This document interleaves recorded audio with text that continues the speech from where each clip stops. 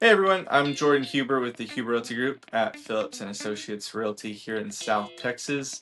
We're going to be talking about the top 5 questions home sellers ask before listing their home.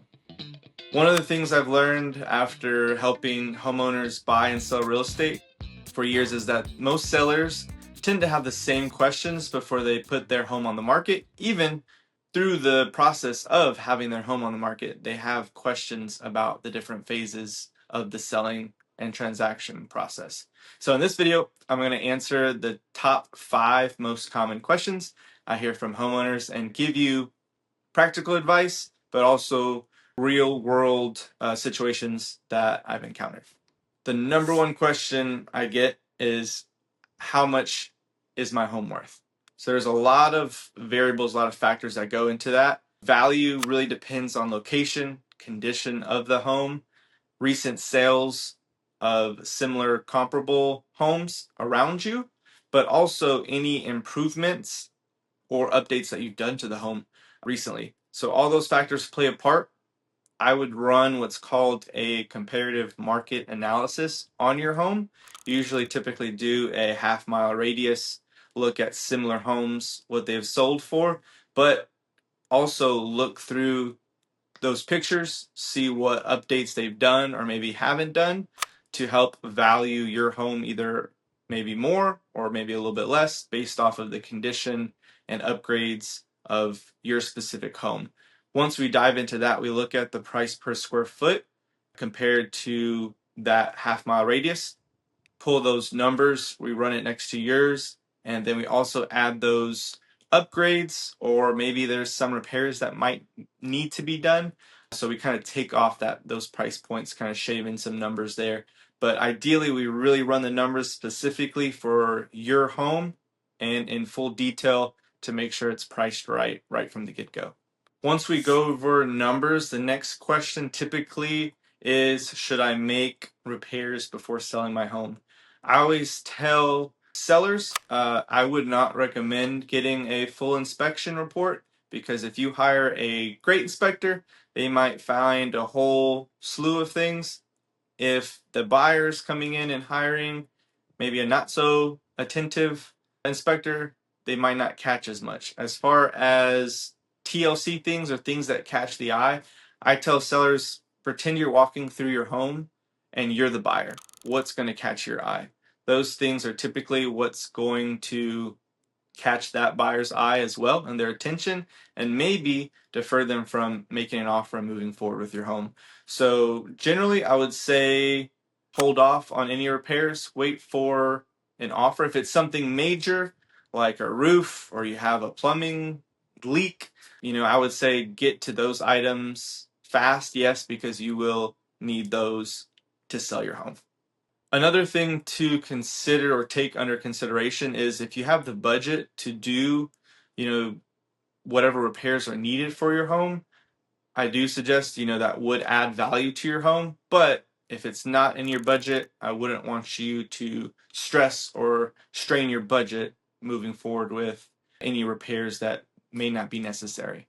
Another question I have frequently is, what is the best time of year to sell a home? Truth is, buyers are looking year round and homes sell every day. So there's the best time really is what timeline works best for you. You don't want to rush into it, but you don't want to also drag your feet. So it's specifically based off of, what time works for you. Typically, the most buyers that we see on the market are during the spring and summer months. We're beach time here, right? We're a beach community. So people are thinking water, they're thinking pools, they're thinking the coast. So summer and spring typically coincide with that. One of the slower times of the year typically is maybe August, just because school's starting up. There's a lot more people getting back into that routine of school schedules. But overall, there's not really a bad time to sell your home if it's the right time for you. Once the home's listed, another key point that sellers always want me to answer is, how long will it take to sell my home?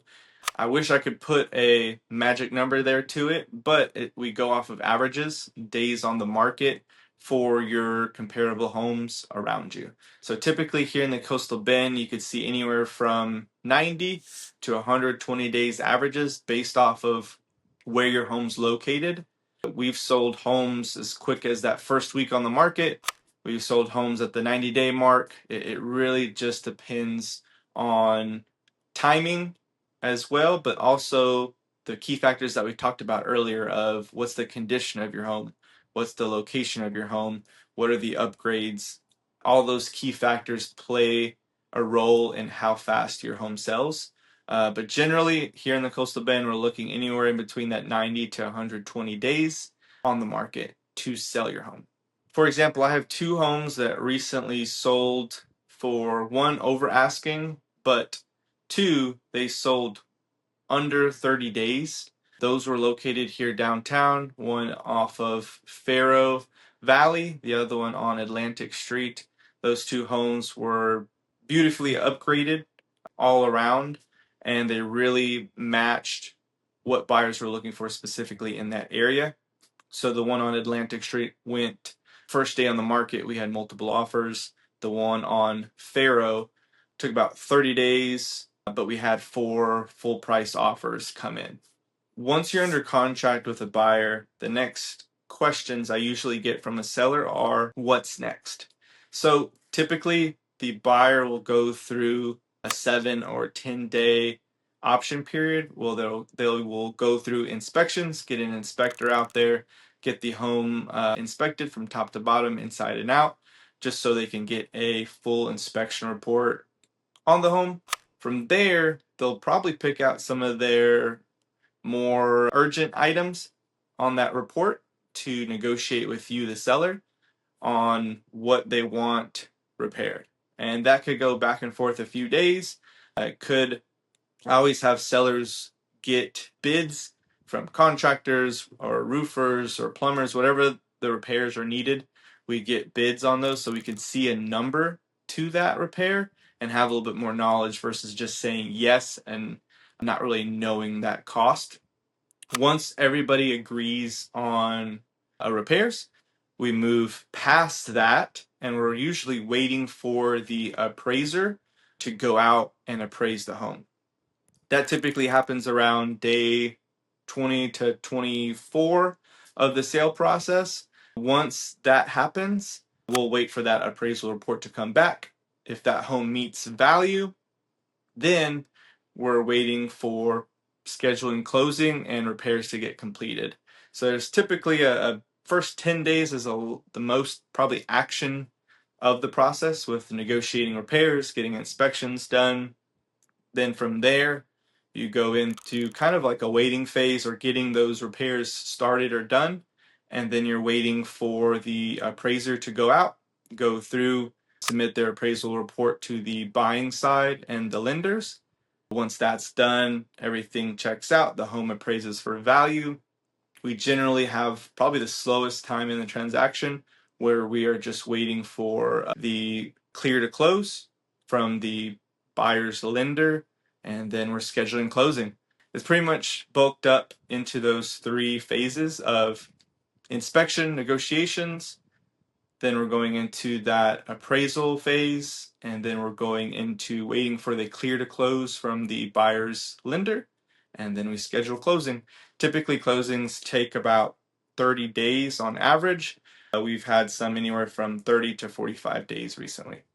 At the end of the day, every home and every situation is different. The good news is that you don't have to figure it out all on your own, whether you're thinking about selling next month or next year. Having the right information and a solid plan can make all the difference. If you're considering a move and would like advice tailored specifically for your situation, I'd be happy to help. Feel free to reach out to me anytime. Once again, my name's Jordan Huber. I'm with the Huber Realty Group at Phillips Associates Realty here in the Coastal Bend, and thanks for watching. Talk to you soon.